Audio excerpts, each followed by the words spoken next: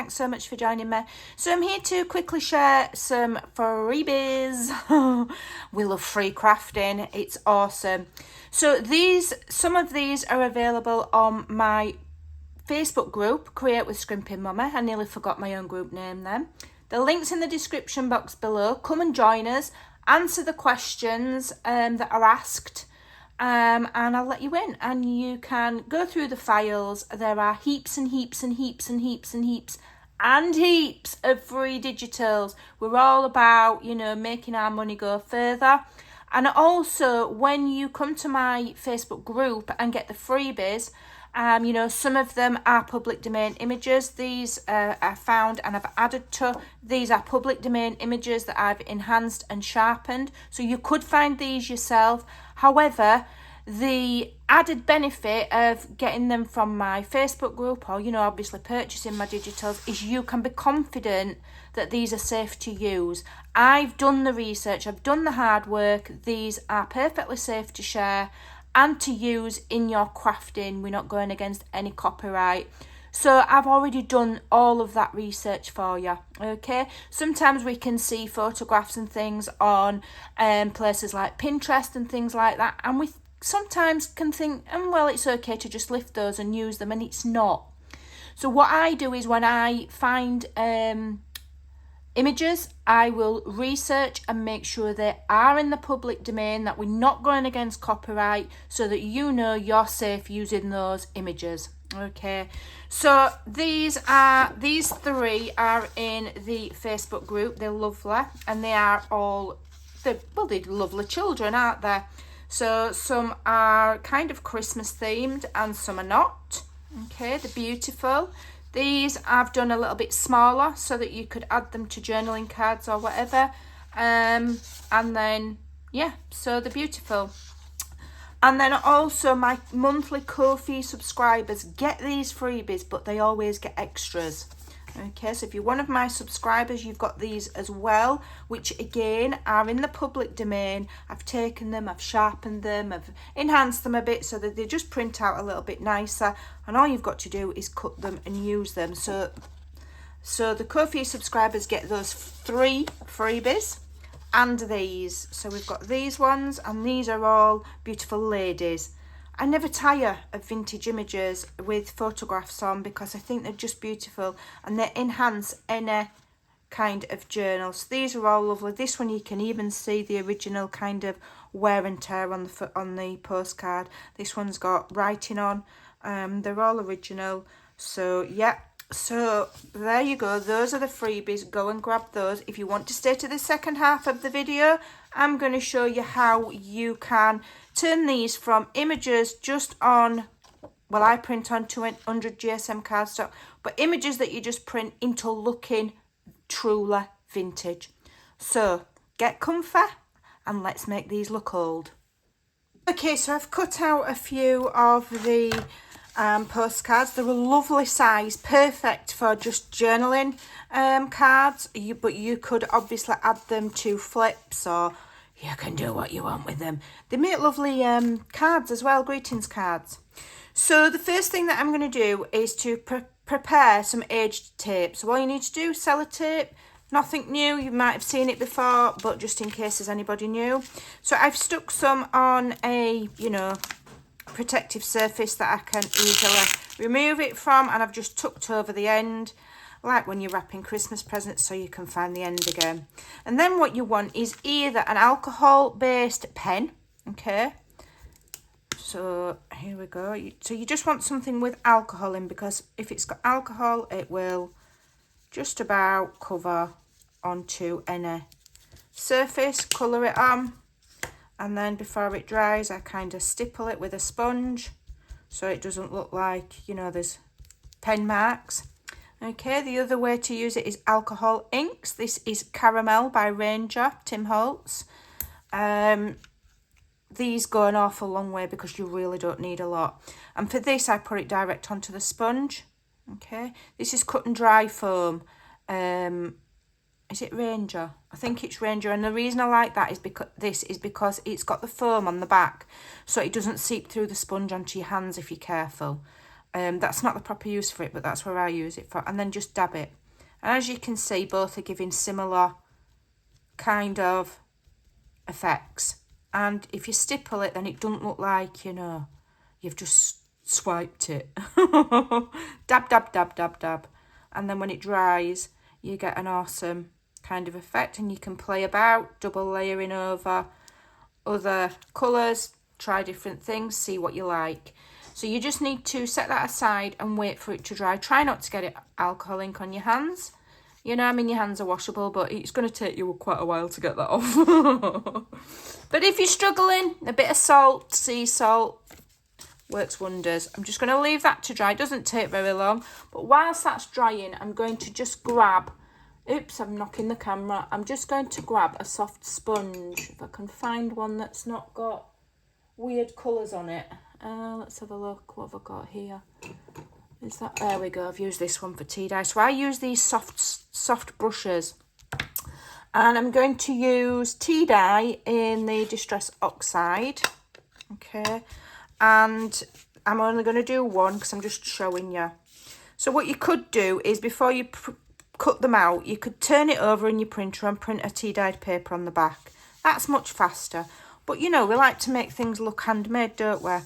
So I'm just going to ink on the back of here until I'm happy with the kind of look of it. Okay.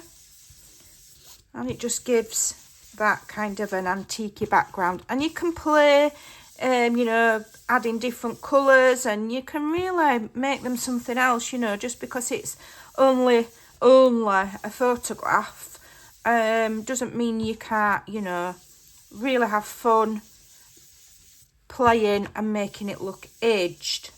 Okay, so I'm going for this mottled look, not an even colour because things age over time. And what you could also do, if you're very careful, is splatter bits of water on and then dry it immediately so it doesn't seep through, because I only use an inkjet printer, not a laser jet. So, but you can add small amounts of water. Okay, so that's giving me a nice mottled background. If you look at antique cabinet cards, they've got kind of a mottled, they don't age all in one flat colour. They age kind of mottled. Okay, so I'm happy with that. And I'm just going to use the rest of my ink and go around the edge there to just use up the ink. And then what I use is vintage photo. Now, if you don't have vintage photo, if you don't have a lot of money, okay, here's a tip. If you don't have a lot of money and you want to ink things, vintage photo will look good on anything, okay? And then as a second, if you can afford, get tea dye. Now this is just Distress ink. This one is Distress Oxide. They just work in different ways. The Oxide looks more chalky. Okay. So if I'm want something to look kind of like, almost like a dreamy effect. It's hard to explain. They're just slightly different. Then I use Oxide. If I want a bit more of a bold or stronger colour, I'll go for the Distress ink. That's just my opinion. Different people might think different things. That's how I find them. I also do have the vintage photo in the Distress Oxide, and I find that it's a bit of a brighter colour. So if I want a nice vintage colour, I go for just the plain Distress ink. But I highly recommend these two colours, especially if you're doing vintage style. Anything. They're perfect. Okay. There's all sorts of shades in the Distress inks, but these are my go-to. These are the ones that I use every day, and for the price of them and how long they last, if you can stretch your crafty budget to get in these, then get them. As for these tools, you can use anything. This is an original Ranger head and sponge. This is a little makeup one. It's not as good for doing the edges, okay, but you can just use foam makeup sponges until you can invest in these. And I will tell you, you can get these kind of handles very cheaply on places, you know, that we're not meant to talk about, like Temu. And you can get the pads, and they're a darn sight cheaper. The handles, quality, perfect. There's very little difference. It's a piece of wood. The quality in the sponges I will say, is different if you buy cheap ones. But does it matter? I have both. I have the original ones from the Ranger Tim Holtz, and I have cheap ones from China, and both do the job. So whatever your crafty budget stretches to, that's what you go for. Right, so what I do to make them look even more vintage is I will create creases. What you can also do is you can rag up, I call it ragging up, distress is a more polite term, distress the edges. Again, you can buy fancy tools for this. Don't waste your money. Just use your scissors and be careful, okay? Use the edge of a pair of scissors. It will do the same job, and you don't have to buy yet another tool when this does the same job, okay? Exactly the same job. Just takes a bit of practice so you don't end up ripping. Okay, and that gives me a lovely distressed edge. I can even go further and kind of like add rips in if I want.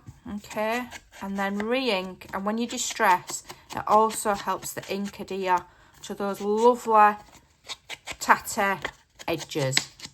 Okay, and where it's ripped, I'll just fold it and I'll add a little bit of ink. Okay, so that it looks vintagey. Then I will literally crease it and I will very gently ink it. Okay, so it looks like it's been folded over. All right, and you can do that on as many corners as you like, going in different directions. Crease it up and very gently ink, like so. And it will look like it's, you know, been there forever, like it's been hidden away in a collection somewhere for a long time. It'll look fabulous. Okay, and you can get your tape when it's dry. Okay, and what I tend to do, this one's a little bit orange, I think. Maybe a little bit oranger. As I say, play with different colours of what you've got. And I tend to go for very thin strips, and I will just tear it.